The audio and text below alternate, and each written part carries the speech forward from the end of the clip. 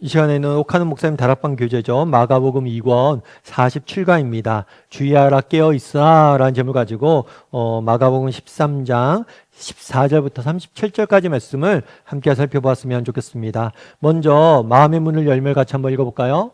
예수님은 당시의 제자들과 오늘을 사는 우리가 미혹당하지 않도록 조심해야 할 것들을 미리 말씀하셨다. 그런 다음 이제는 예루살렘 멸망 직전에 일어날 끔찍한 일들을 구체적으로 예언하셨다. 그리고 그 사실들을 가지고 자신의 재림 시에 일어날 사건들을 함께 묘사하셨다. 그렇다면 우리는 어떻게 말세를 준비해야 할까? 오직 깨어있는 것만이 가장 안전한 길이라고 주님은 몇 번이고 힘주어 말씀하고 계신다. 만약 졸고 있다면 이 시간 정신을 차리고 깨어 있어야 할 것이다. 네. 오늘은 무엇에 대해서 배우게 되죠? 예수님의 가르침, 특별히 예루살렘 멸망 직전에 있었던 끔찍한 일들에 대해서 우리가 배우게 돼요. 이거에 대해서 예언을 하셨어요. 예루살렘 멸망에 대해서 실질적으로 예언을 하셨습니다. 그런데 이 역사적 사건에 대한 예언뿐만 아니라 재림 때, 그러니까 예수님이 다시 오실 그때 직전에 일어날 일들에 대해서도 가르쳐 주시길 원하셨어요. 그래서 예루살렘 멸망과 재림 때 일어날 사건에 대해서 이렇게 가르쳐 주셨는데 이 부분에 대해서 우리가 배우게 됩니다. 그런데 지난 시간에도 우리가 살펴봤지만 이때 중요하게 주의할 게 있어요. 그건 뭐냐면 우리의 초점은 언제나 뭐에 있어요? 언제 이러한 일이 일어날지, 무엇이, 어떤 일이 일어날지에 대해서 관심이 있어요. 그런데 예수님의 관심은 여기에 있지 않아요. 언제 무엇이보다 더 중요한 건 뭐냐면 너희가 어떻게 어떤 자세로, 어떤 태도로 이 시기를 살아갈 것인가. 이 부분에 대해서 가르쳐 주길 원하셨던 거예요. 그래서 우리도 이제 다락방이나 이렇게 이런 마지막 때에 대해서 배울 때는 뭐 무슨 일이 언제 어떻게 일어난다 이런 것들을 아는 게 아니라 우리가 어떻게 살아야 될지에 대해서 어떤 삶의 자세와 태도로 살아야 될지에 대해서 초점을 맞춰서 이 부분을 중심으로 살펴볼 필요가 있습니다. 그래서 오늘은 마지막 때 우리가 어떤 삶의 태도를 가져야 될지에 대해서 몇 가지 이야기를 좀 다루게 될 거예요. 우리 1번 문제 같이 한번 읽어볼까요? 아래의 글은 멸망에 가증한 것에 대한 설명이다. 멸망에 가증한 것이 나타나면 무엇을 하라고 말씀하셨는가? 예. 교재의 아래의 글 멸망에 가증한 것에 대해서 적혀 있으니까 여러분 다락방에서 함께 같이 읽어보시면 됩니다. 그리고 14절은 이렇게 되어 있죠. 멸망에 가증한 것이 서지 못할 곳에 선 것을 보거든 읽는 자는 깨달을진저 그때 유대에 있는 자들은 산으로 도망할지로다 라고 되어 있어요. 멸망에 가증한 것이라는 표현이 나옵니다. 이 멸망에 가증한 것들은 무엇일까요? 이것은 멸망을 부르는, 멸망을 가져오는, 멸망으로 사람들을 인도하는 가증한 것, 있어서는 안 될 것이다 이런 의미겠죠. 이런 것들이 서지 못할 곳, 이 서지 못할 곳은 그 가증한 것들 잊지 말아야 될 그곳에 선 것을 보거든, 서 있는 것을 보거든 이란 의미예요. 그러면 이 멸망에 가증한 것에 선다는 게 무슨 의미일까요? 이게 어떤 의미일까요? 이것의 의미는 뭐냐면 역사적 사건, 첫 번째는 역사적 사건이에요. 역사적 사건은 뭐냐면 AD 70년에 있는 로마의 침략이에요. 로마가 예루살렘을 침략해서 예루살렘 성전을 파괴하는 사건입니다. 그래서 예루살렘 성전을 파괴하고 하나님의 이름을 모욕하고 거기에 막 돼지 피를 뿌리고 막 우상을 거기다 갖다 놓고 정말 부정한 짐승들을 그곳에 부정한 것들 그곳에 배치하고 막 이런 것들. 그래서 멸망에 가증한 것. 이런 부정한 거나 이런 우상들이 서지 못할 곳, 성전에 선 것을 보거든. 그렇게 성전이 파괴되고 성전이 훼손되는 것을 보거든. 이러한 의미예요. 그래서 멸망에 가증한 것이 선다는 것은 1차적으로는 역사적 사건, 예루살렘 멸망이라는 역사적 사건을 지칭한 것이고 두 번째는 뭘 의미하는 거냐면 종말적, 역사적으로 종말의 때 일어날 일들, 사건들, 종말의 때 일어날 현상들에 대해서 이야기하는 거예요. 그럼 종말에 일어날 현상들이 뭐냐? 어떤 현상들이냐? 각종 우상이 잊지 말아야 될 자리, 즉 하나님의 자리를 차지하고 있는 거예요. 하나님을 대신하고 이것이 하나님이라고 이야기하고 정말 하나님의 나라를 훼손하고 하나님의 나라를 뭐라는 거예요? 더럽히는 것. 그런 날이 오면 이라는 의미예요. 그래서 멸망에 가증한 것이 서지 못할 곳에 선 것을 보면 이란 뜻은 뭐냐면 종말에 일어날 일들. 지난 시간에 우리가 다루었죠. 그런 것도 될 수가 있겠죠. 거짓 선지자. 그러니까 이단들이 마치 자기가 하나님인 것처럼 그렇게 사람들 좌지우지하거나 아니면 이런 거짓 선지자들이 아니라 오늘날은 뭐예요? 물질이나 권력이 요즘 돈이 하나님이 됐잖아요. 돈이 하나님이 돼서 마치 돈이 하나님 것처럼 그렇게 행사하고 다니는 것을 보게 된다면 그리고 그것들을 수많은 사람들이 따르는 것을 보게 된다면 아, 마지막 때가 가까웠구나. 너희가 생각하라는 것. 뿐만 아니라 앞서 얘기했던 것처럼 서지 말아야 할 곳에 성다고 그랬잖아요. 그때 로마의 제국이 로마가 예루살렘을 침공합니다. 그래서 성전을 파괴해요. 그리고 성전을 더럽혀요. 막 부정한 것들을 뿌리고 그곳에 놓고 성전을 훼손시킵니다. 마찬가지죠. 요즘 우리 사회도 어때요? 뭐 기독교를 개독교라고 부르면서 기독교를 조롱하고 기독교를 핍박하고 기독교에 대해서 안 좋게 이걸 계속해서 만들잖아요. 이런 현상들, 이런 다양한 현상들, 마지막 때 일어나는 다양한 현상들을 두고 표현한 것이. 그러니까 두 가지 면에서 멸망이 가정한 것이 서지 못할 곳에 선다는 것은 두 가지 현상이에요. 첫 번째는 역사적 사건이고 또 한 가지는 마지막 때 종말, 예수님이 오시기 직전에 나타나는 현상들에 대해서 이야기합니다. 그때가 되면 뭘 하라고 그랬어요? 그때 유대에 있는 자들은 산으로 도망쳐라. 유대에 있는 자들, 그러니까 유대에 있는 자들은 하나님을 믿는 백성이죠. 믿는 백성은 산으로 도망쳐라 라고 이야기해요.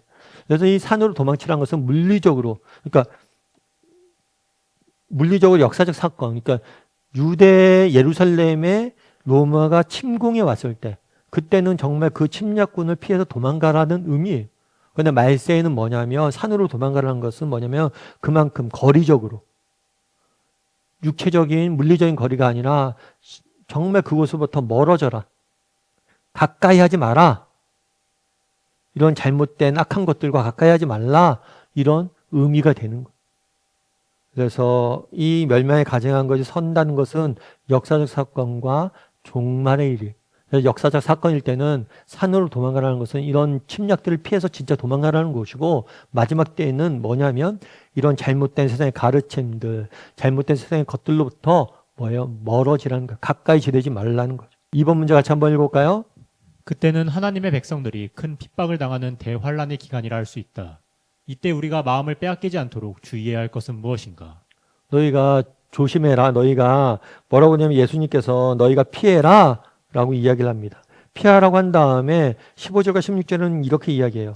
지붕 위에 있는 자는 내려가지도 말고 또 집에 있는 내려가지도 말고 집에 있는 무엇을 가지러 들어가지도 말며 밭에 있는 자는 겉옷을 가지러 뒤로 돌이키지 말지어다. 이게 무슨 이야기일까요? 이 지붕에 있는 자, 그 당시에는 요즘 우리나라는 지붕에 올라가는 일이 없습니다. 그런데 우리 옛날에 보면 양옥집 기억나세요? 양옥집은 지붕이 이렇게 평평하잖아요. 그리고 지붕 위에 빨래도 널고 여기에 뭐도 키우기도 하고 지붕 위에 뭘 많이 하죠. 그 당시 유대 지방이 이랬어요. 지붕이 이렇게 평평했고 밖에서 올라가는 계단도 있었고 내부로 통하는 계단도 있었어요. 그래서 지붕 위에서 어떤 일을 하고 있었어요. 그러다가 마지막 때가 되면 무엇인가를 가지러 집안에 들어가지 말고 바로 도망가라는 거예요. 그리고 그 당시 밭에 유대 지방은 여름의 날씨가 더웠어요. 그래서 겉옷을 두고 옷을 벗고 일하는 경우가 많았어요. 그런데 밭에서 일하다가 가정한 것을 보면 바로 그 겉옷을 가지러 가지 말고 바로 도망가라 라고 이야기를 하고 있는 거예요. 그럼 여기서 이야기하고 있는 건 뭘까요?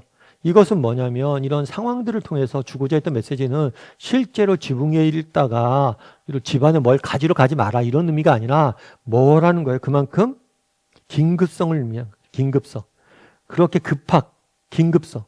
그러니까 어물거리지 말고 너희가 마지막 때가 되면 정말 이런 잘못된 것들로부터 뭐라는 거예요? 빨리 뭐라는 거 도망가라는 거예요. 피하라는 거예요. 그래서 너희가 정말 이런 세상의 것들, 가증한 것들에 정말 유혹으로부터 너희가 뭐예요? 정말 어물쩡되지 말고 빨리 도망가라 이런 의미로 이야기한 거죠. 3번 문제 같이 한번 읽어볼까요? 아래의 글은 대환란기에 대한 글이다. 대환란기가 되면 누가 더 극성을 부리는가? 그리고 그 이유는 어디에 있는가? 22절에 보면 이렇게 돼 있죠. 거짓 그리스도인들과 거짓 선지자들이 일어나서 이적과 기사를 행하며 할 수만 있다면 택하신 자들을 미혹하게 될 것이다. 마지막 때에 일어나는 현상이 있어요. 마지막 때에 일어나는 현상은 뭐냐면 어떤 현상이냐면 여러 가지 종말의 현상들이 있는데 지난 시간에 나왔지만 이 거짓 그리스도와 거짓 선지자들, 잘못된 가르침들을 전하는 이단들, 잘못된 가르침을 전하는 거짓 그리스도들이 많이 나타날 거예요. 그래서 이 사람들이 뭐예요? 믿는 자들을 유혹할 거예요. 잘못된 길로 빠질 수 있도록. 특별히 이 사람들이 뭘 한다고 그랬어요? 이적과 기사를 행하면서 각각 이상한 현란한 그런 것들을 정말 속임수를 쓰고 현란한 그런 것들을 일으키면서 뭘 하는 거예요? 놀라운 이적이나 기사를 행하면서 정말 유혹하는 거죠. 그래서 잘못된 길로 빠지도록 그들이 이끌 수 있다는 거예요. 그러면 여기서 우리가 알 수 있는 것이 있어요. 그건 뭘까요? 그건 뭐냐면 우리가 마지막 때가 있을수록 뭘 해야 돼요? 분별할 수 있어요. 정말 잘못된 것이 무엇인지 잘 분별할 수 있는, 참된 것이 무엇인지 잘 분별할 수 있는 뭐가 돼야 돼요? 그런 시각이 있어야 돼요. 분별. 여러분들이 지난 시간에도 말씀드렸지만 우리가 가끔 이제 거짓된 이단의 유혹에 빠지지 않는 길은 뭐냐면 정말 공인된 공식적인 그런 가르침만을 받아야 돼요. 오늘 본문에 보세요. 이적과 기사를 행한다고 그러잖아요. 처음에 이단, 신천지 같은 이단이 하는 성경 공부 모임 같은 데 가면 처음엔 사람들이 깜짝깜짝 놀랐는데 오, 성경에 이런 게 있어? 야, 이런 것들 하니까 너무 좋다. 그런데 그렇게 하다가 쭉 뭐예요? 따라가다 보면 어느 순간 이단에 빠져 있는 거예요. 그래서 여러분들 우리가 잘 분별해야 됩니다. 그래서 공인돼 있고 공식적으로 인정받은 것에서만 여러분들이 말씀을 배우고 신앙생활을 할 필요가 있어요. 그래서 앞에서 14절에서 뭘 얘기했어요? 긴급성. 정말 너희가 우물대지 말고 정말 속히 그런 것들 피해라. 이런 것들과 두 번째는 뭘 강조하냐면 마지막 때 우리가 조심해야 될 건 뭐냐면 정말 거짓된 것이 되게 많아질 테니까 뭐예요? 잘 분별할 수 있어야 된다는 거예요. 마지막 때가 되면 잘못된 가르침들이 많아질 거예요. 그래서 그런 부분들에 대해서 뭘 해야 돼요? 우리가 잘 분별해낼 수 있어야 돼요. 그리고 마지막 때가 되면 왜 이런 거짓된 가르침들이 팽배하게 될까요? 극성을 부리게 될까요? 왜냐하면 마지막 때가 되면 어떤 일이 있어요? 마지막 때가 된다는 것은 악이 뭘 하는 거예요? 악의 멸망이 가까워졌다는 거예요. 우리 예수님이 재림하셔서 모든 세상의 악을 뭐 할 거예요? 없앨 거예요. 그러니까 마지막에 때가 될수록 악이 뭘 해야 돼요? 최대한 한 사람이라도 더 믿음에서 벗어나게 하기 위해서 발악을 할 수밖에 없어요. 예전에 기록에 보면 2차 세계대전 당시에 노르망디 상륙작전이 있었잖아요. 그래서 전세가 처음엔 독일군이 한참 이겼습니다. 그런데 노르망디 상륙작전 다음에 연합군이 승승장구하기 시작했어요. 이기기 시작했어요. 그래서 점점 이제 멸망날이 가까워졌잖아요. 그런데 독일 사람들도 알아요. 독일 나치가 알았다. 자기들이 전쟁에 졌다는 거. 하지만 우리는 끝까지 저항하는 거예요. 끝까지 뭐 하는 거예요? 발악을 하는 거죠. 마찬가지예요. 여러분 정말 악이 멸망이 다가온다고 악이 선해지지 않아요. 포기하지 않아요. 오히려 더 자신들의 끝이 다가올수록 예수님의 재림이 다가올수록 더 발악을 하고 악이 극성을 하게 돼 있다는 거예요. 거짓 가르치면 그만큼 더 심해질 수 있어요. 그래서 여러분들이 이것들에 대해서 경각심을 가져야 됩니다. 그리고 여기는 대환란의 글이 하나 있는데 대환란의 글의 내용은 이런 거예요. 한번 읽어볼까요? 같이 읽도록 하겠습니다. 대환란기에 대해서는 두 가지 입장이 서로 맞서고 있다.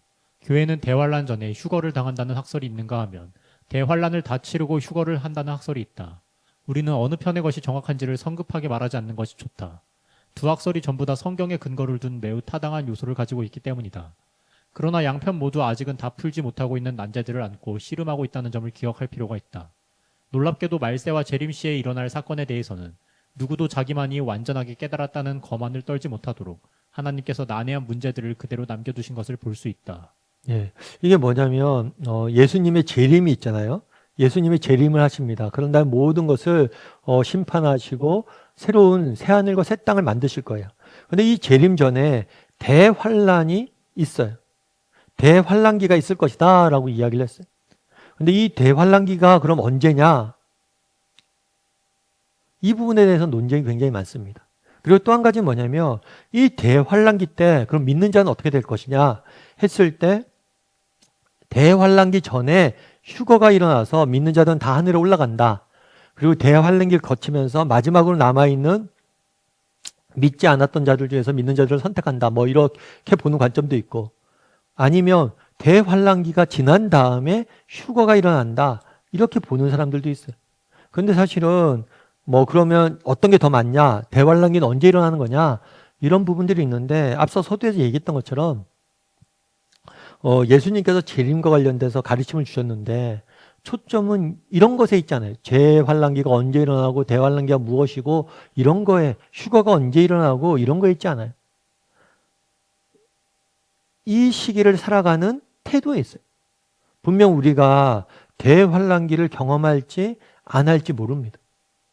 하지만 이 대환란기를 경험하든 그 전에 우리가 하나님께서 우리를 개인적으로 부르시든 아니면 그 시기를 경험하게 하든 상관없이 하나님이 너희를 지키고 보호하시고 너희를 인도하셔서 너희가 최후의 승리를 얻게 될 것이다.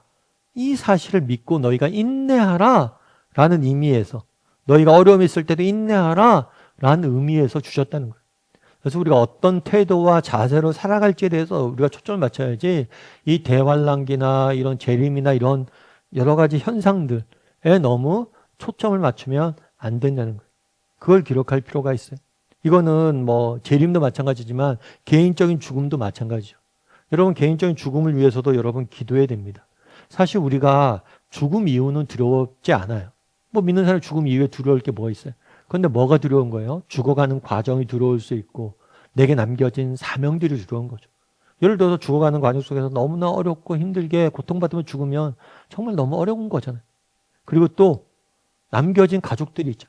내가 돌아야 될 사명들이 있죠. 그런 것 때문에 사실은 우리가 죽음이 두려운 거잖아요. 그런 의미에서 그런데 생각해보면 어떤 사람은 정말 고통 가운데 죽음을 맞이하는 사람도 있고 어떤 사람은 편안히 죽는 사람도 있어요. 그래서 우리는 죽음을 위해서 기도해야 돼요. 편안히 죽음을 맞이할 수 있도록. 그런데 혹 내가 편안한 죽음을 위해서 기도했지만 부득이하게 이렇게 고난과 역경, 어려움 가운데 죽음을 맞이해야 될 때도 있잖아요. 그럴 때라도 염려하지 말라는 거예요. 그때 되면 하나님이 이길 힘을 주실 것이고 우리를 끝까지 보호하실 거라는 거예요. 그래서 그날에 이런 환난이나 이런 것들에 대해서 막 이야기했습니다. 그렇게 했던 이유는 뭐냐면 우리가 악한 세상에 살고 있잖아요. 악한 세상에 살고 있고 앞서 얘기했던 것처럼 종말이 다가올수록 악은 발악할 거예요. 그러다 보면 우리는 뭐 할 거예요? 더 많은 핍박을 받겠죠. 요즘도 얼마나 안타깝습니까? 앞서도 얘기했지만 뭐 기독교에 대해서 개독교라고 얘기하면서 기독교에 대해서 얼마나 핍박을 많이 해요. 그래서 요즘 젊은이 예전에는 정말 초창기에는 한국 사회에 기독교가 보급될 때는 어땠냐면 기독교인이라는 게 자랑스러웠어요. 그래서 예수를 믿지 않는 사람도 자기가 기독교인이라고 얘기할 정도로 기독교인이 자랑스러운 일이었는데 요즘은 그렇지 않잖아요. 뭐 기독교에 대한 핍박이 너무 심하잖아요. 안 좋은 얘기들 많잖아요. 그리고 기독교인을 숨기는 것들을 기독교인 걸 숨기고 막 그러잖아요. 이런 세상이 와도 염려하지 말라는 거예요. 하나님 우리가 정말 믿음을 지키고 하나님의 정말 따라 살려면 하나님께서 우리를 지키시고 인도하고 보호할 거라는 그런 확신을 주기 위해서 이런 대환란이나 이런 부분들에 대해서 적어놓은 거예요. 아무리 큰 환란이 와도 염려하지 말라는 거예요. 4번 문제 같이 한번 읽어볼까요? 주님의 재림 시 어떤 징조가 나타나는가? 그리고 재림하신 주님은 무엇을 먼저 하시는가? 네. 인자가라고 되어 있는데 인자는 다니엘서에 나와 있는 메시아 예수님의 표현이에요. 예수님께서 구름을 타고 오신다 했어요. 이 구름은 하나님의 임재의 상징이에요. 그래서 인자가 구름을 타고 큰 권능과 영광으로 오는 것, 이것은 재림이에요. 재림 전에 그럼 어떤 일이 있을 것이냐? 해가 어두워지고 달이 빛을 잃고 별들이 떨어질 것이다. 하늘에 있는 권능들, 능력들이 흔들릴 것이다 라고 이야기를 해요. 이게 어떤 이야기냐면 이 땅과 우리가 살아가는 이 세상이 뭐가 될 거예요? 무너질 거예요. 왜 그럼 이 땅이 무너집니까? 예수 그리스도가 오셔서 뭘 할 거였기 때문에 새하늘과 새 땅을 만드실 거기 때문에. 그래서 예수님이 다시 오시는 재림하게 되면 새하늘과 새 땅이 열릴 거예요. 그래서 과거의 것들은 다 사라지게 될 것이다. 이것을 별이 해가 사라지는 것으로 묘사를 해놓은 거예요. 근데 정확히 뭔지는 몰라요. 새하늘과 새 땅의 모습이 어떤 것인지 우리가 알 수는 없어요. 그런데 새하늘과 새 땅이 오기 전에 과거의 그런 것들이 무너져 내릴 것이다. 새로워질 것이다, 세상이. 그건 분명히 알 수 있는 거예요. 그런데 이 새하늘과 새 땅을 하기 전에 하실 일이 있어요. 그건 뭐냐면 천사들을 보내서 뭘 할 거라고요? 자신이 택한 자들을 땅으로부터 하늘에까지 사방에서 모을 것이다. 다르게 말하면 앞서 얘기했던 것처럼 대환란이나 역경이나 고난이 있겠지만 하나님께서 자신의 백성들을 보호하시고 인도하셔서 최후 승리를 주실 것이라는 것을 보여주신 것. 그래서 예수님이 다시 오신 이유는 뭐냐? 우리에게 뭘 주시기 위해서? 최후 승리를 주시기 위해서. 그러니까 너희가 너무나 염려하지 말고 담대하게 믿음을 지키라는 거예요. 실제로 예수를 믿기 때문에 수많은 초대교회 성도들이 핍박을 받고 어려움들이 있었지만 때로는 사자굴에 끌려가기도 했지만 결국에 내가 마지막 날 너희를 다 모을 것이다. 그리고 우리가 승리할 것이다. 그렇게 말씀하시는 거예요. 5번 문제 같이 한번 읽어볼까요? 당신은 주님이 말씀하신 일들이 실제로 눈앞에서 일어나리라는 것을 굳게 믿고 있는가? 만일 의심이 남아있다면 31절의 말씀을 가지고 깨달은 바를 말하라. 네, 뭐라고 얘기해요? 천지는 없어지겠거니와 내 말은 없어지지 않을 것이다. 이 세상 모든 것들은 뭐예요? 임시적이고 일시적입니다. 다 사라집니다. 이 땅의 부, 명예, 업적 한 가지도 영원한 게 없어요. 그런데 유일하게 영원한 게 있어요. 그건 뭐예요? 하나님의 말씀. 하나님의 말씀만 영원하고 하나님 말씀만은 반드시 뭐예요? 성취될 거예요. 당신은 이 사실을 믿는가? 라는 거죠. 한번 이야기를 나눠보세요. 정말 나는 하나님의 말씀만이 영원하시다는 사실을 믿고 있는가? 그래서 한번 이야기를 나눠보세요. 정말 하나님의 말씀만을 영원한 것을 믿고 있는가? 우리가 이렇게 되어 있잖아요. 구약을 이렇게 보자. 구약은 옛 언약이에요. 신약은 뭐예요? 새로운 언약이에요. 구약 시대 때 하나님께서 약속하셨습니다. 뭐에 대해서 약속하셨어요? 구약의 주제는 뭐냐면 오실 메시아. 예수님이 오셔서 무엇을 행하실 건지 쭉 약속을 하셨어요. 그리고 그대로 신약을 통해서 뭐예요? 보여주셨어요. 오신 메시아. 정말 예수님께서 약속하신 것들을 어떻게 다 성취했는지. 그런 다음에 신약의 또 다른 주제는 뭐냐면 다시 오실 메시아. 구약의 약속을 예수님께서 성취하신 것처럼 예수님이 다시 오실 것이라고 약속하셨잖아요. 그것도 동일하게 성취될 것이다. 그래서 이 부분을 믿는가? 그래서 정말 구약에 하나님께서 주신 약속들이 어떻게 다 이루어졌는지 우리는 봤잖아요. 특별히 처음에 아브라함을 선택하셨을 때 뭐라고 그랬어요? 아브라함은 어느 일국의 왕도 아니었죠. 아브라함은 그냥 촌동네 사람이에요. 근데 그 사람에게 뭐라고 약속해 줬어요? 너희 후손이 하늘의 별과 같이 많아질 것이다. 그리고 아브라함 때에는 자녀가 2명밖에 없었어요. 그런데 오늘날 보세요. 하나님의 약속이 얼마나 신실하게 이루어졌는지. 정말 구약의 저 구석에 중동지방, 여러분 중동지방은 사막지방이잖아요. 거기서 무슨 인류에 뭐 대단한 것이 나겠습니까? 그런데 그곳에서 한 사람을 통해서 오늘날 어떤 일이 일어났어요? 유대인들이 다 아브라함을 민족의 조상을 섬기죠. 아랍 사람들도 다 아브라함을 민족의 조상을 섬기죠. 또 기독교인들도 아브라함 민족의 조상을 섬기죠. 믿음의 조상.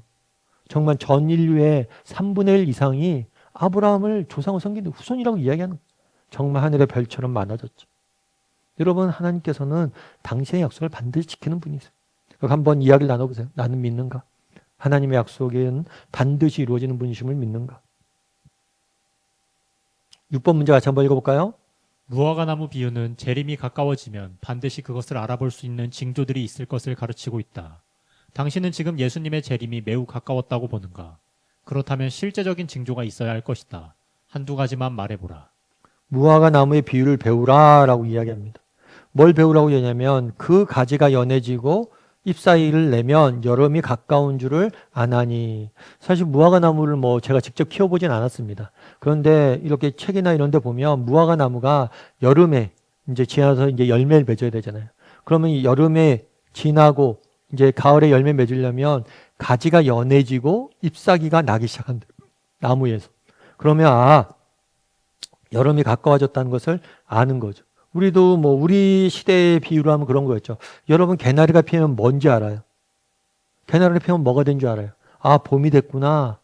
이렇게 아는 거죠.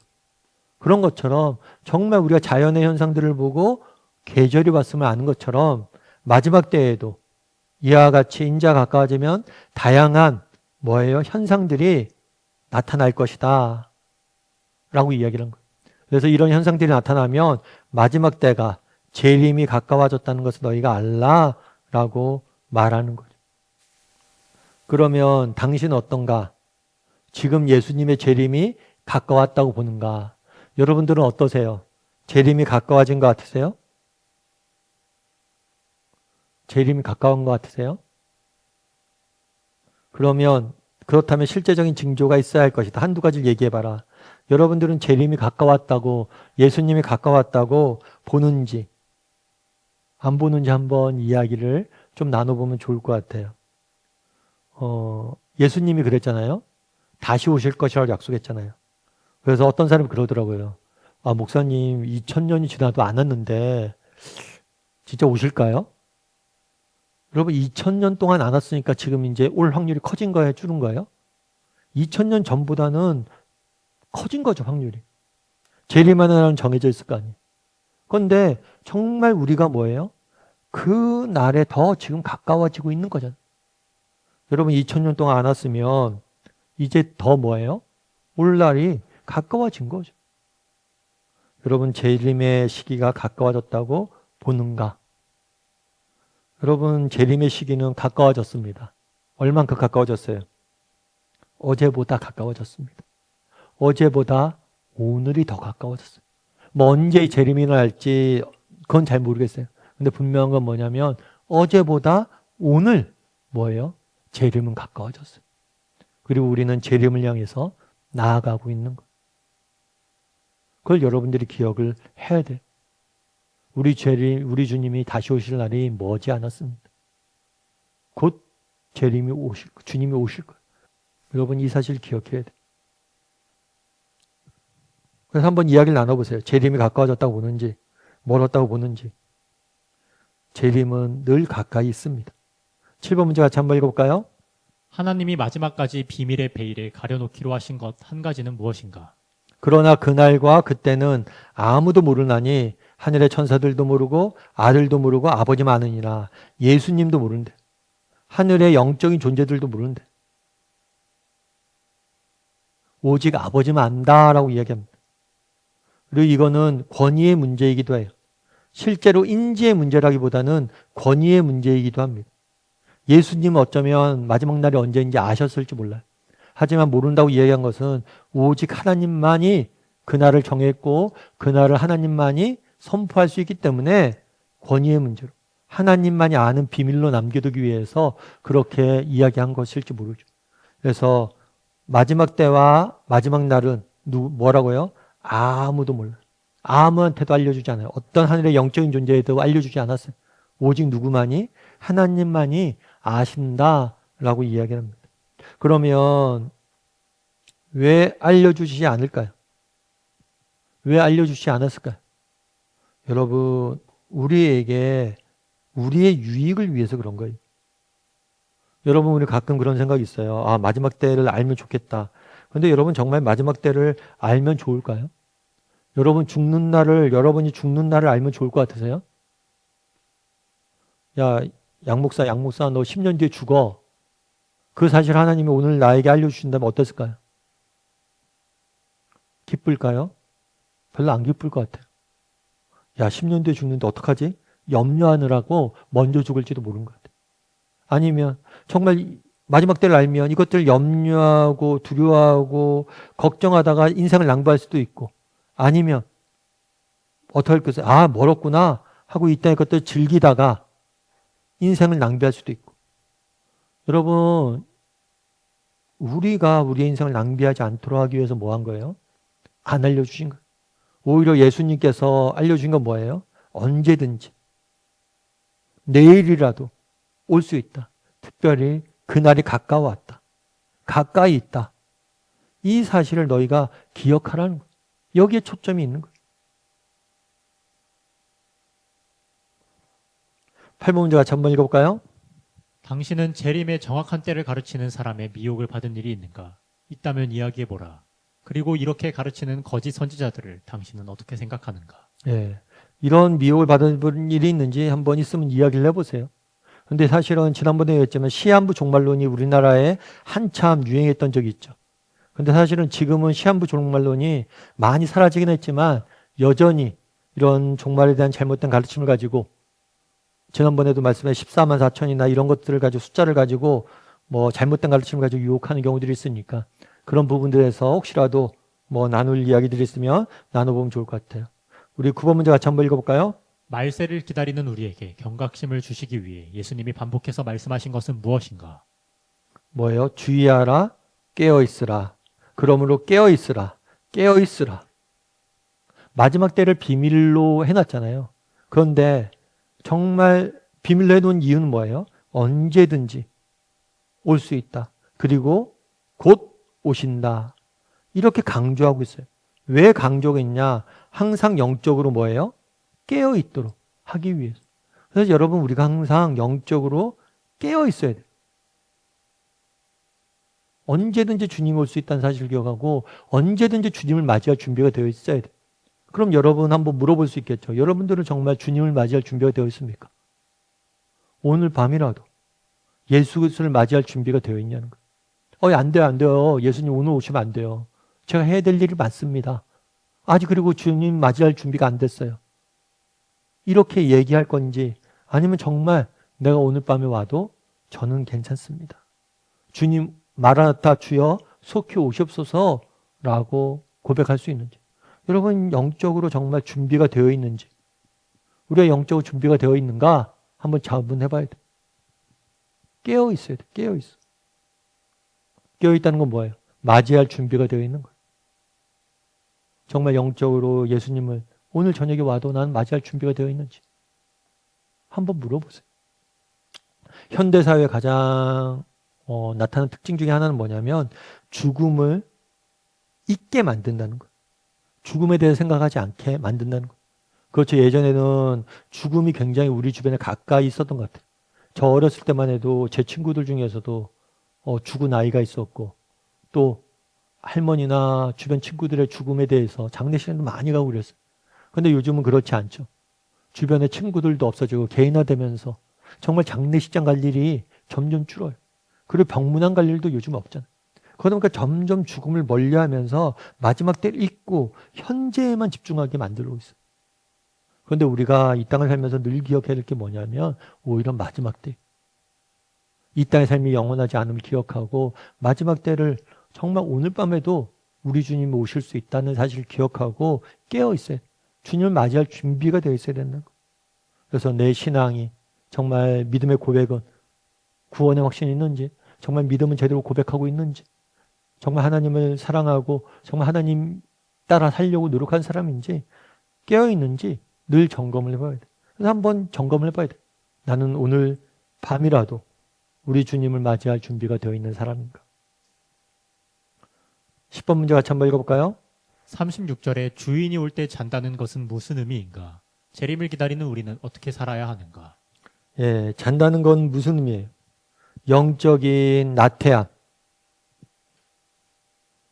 영적인 나태함. 준비되지 않음. 뭐 이런 거겠죠. 정말 맞이할 준비가 안 돼 있는 거죠.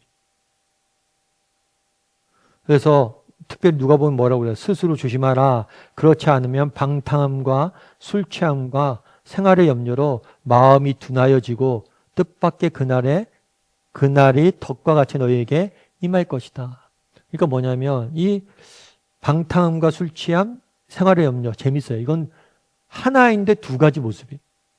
우리가 이 땅의 것들을 즐기다가 이 땅의 것들을 즐기고 이 땅의 것들을 추구하고 이 땅의 것들만 그렇게 맛보다가 뭐예요? 주님을 잊고 살아갈 수 있죠.